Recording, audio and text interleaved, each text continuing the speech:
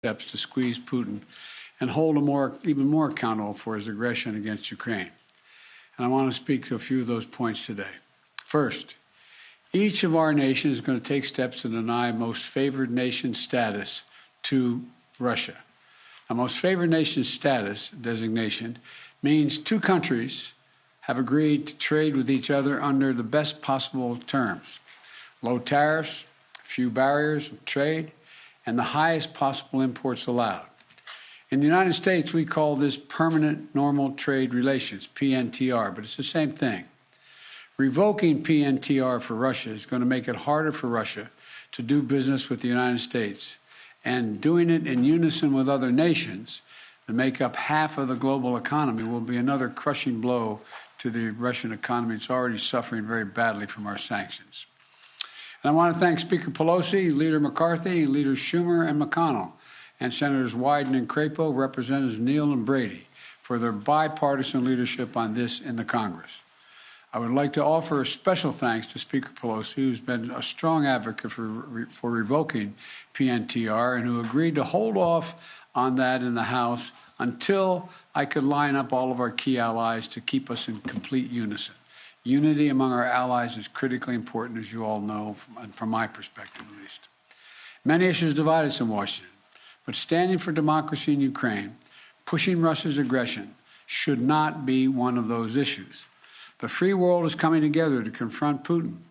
Our two parties here at home are leading the way. And with that bipartisan cooperation, I'm looking forward to signing into law the bill revoking PNTR, which is, again, most people think of it as most favored nation status.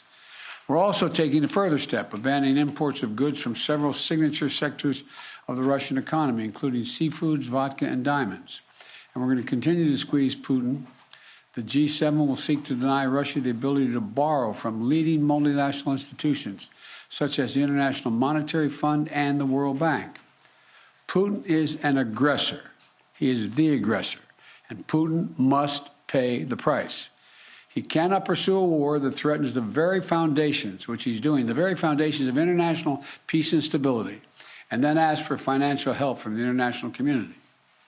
The G7 is also stepping up pressure on corrupt Russian billionaires. We're adding new names to the list of oligarchs and their families that we're targeting. And we're increasing coordination among the G7 countries to target and capture their ill-begotten gains. They support Putin. They steal from the Russian people, and they seek to hide their money in our countries. They're part of that kleptocracy that exists in Moscow, and they must share in the pain of these sanctions.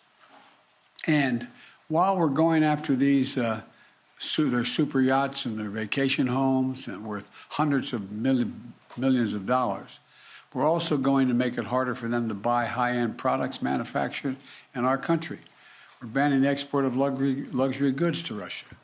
They're also the latest steps we're taking, but they're not the last steps we're going to take. And as I said, at the beginning of all these steps, we're going to hit Putin harder because the United States and our closest allies and partners are acting in unison.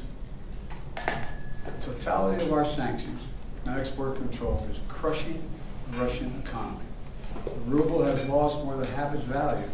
They tell me it takes about 200 rubles equal $1 these days. Moscow Stock Exchange has been closed for 2 weeks because they know the moment it opens, it will probably collapse. Credit rating agencies have downgraded Russia's government to junk status. Its economy to junk status. The list of businesses, international corporations leaving Russia is growing by the day. We're also continuing to close corporations with allies and partners to make sure that the close cooperation we continue to have, the Ukrainian people are able to defend their own nation. The United States has sent more than $1 billion in security assistance to Ukraine over the last year, including anti-armor and anti-air capabilities, taking out tanks and planes and helicopters, with new shipments arriving every day. We, the United States, are also facilitating significant shipments of security assistance from our allies and partners to Ukraine. And the humanitarian front, we're working closely with the UN and humanitarian organizations to support the people of Ukraine who have been displaced by the violence in Ukraine. We're providing tens of thousands of tons of human supplies, humanitarian supplies, food, water, medicines, coming via truck and train every single day. Yesterday in Poland, Vice President Harris announced an additional $53 million in additional humanitarian support to Ukraine. That brings the total humanitarian assistance to $107 million in just 2 weeks. We joined this effort with more than 30 other countries. We're providing hundreds of millions more. And last night, with a great credit to Congress, passed a bipartisan spending bill that included an additional $13.6 billion in new assistance to the Ukrainian people. I look forward to signing that immediately. I also want to be clear, though. We will make sure Ukraine has weapons to defend against the invading Russian force. We will send money, food, and aid to save the Ukrainian people. And I will welcome Ukrainian refugees. We should welcome them here with open arms. They need access. And we're going to provide more support for Ukraine. We're going to continue to stand together with our allies in Europe and send unmistakable message.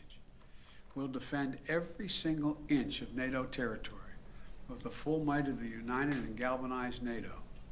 We will not fight a war against Russia in Ukraine. Direct confrontation between NATO and Russia is World War III, something we must strive to prevent. But we already know Putin's war against Ukraine will never be a victory. He hoped to dominate Ukraine without a fight. He failed. He hoped to fracture European resolve. He failed. He hoped to weaken the transatlantic alliance. He failed. He hoped to split apart American democracies in terms of our positions. He failed. The American people are united. The world is united.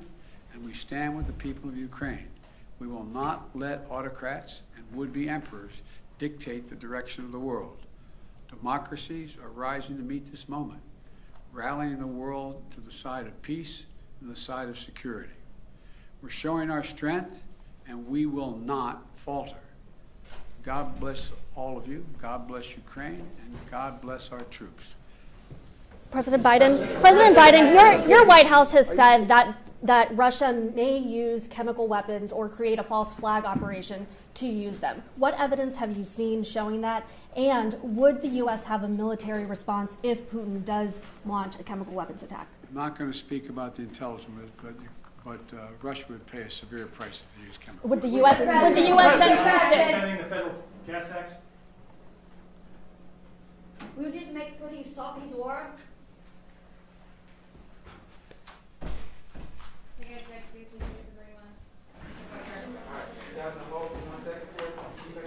Oh, now we go outside. Well, you have your coat, so good. I forgot my sunglasses, though, which is the more important part.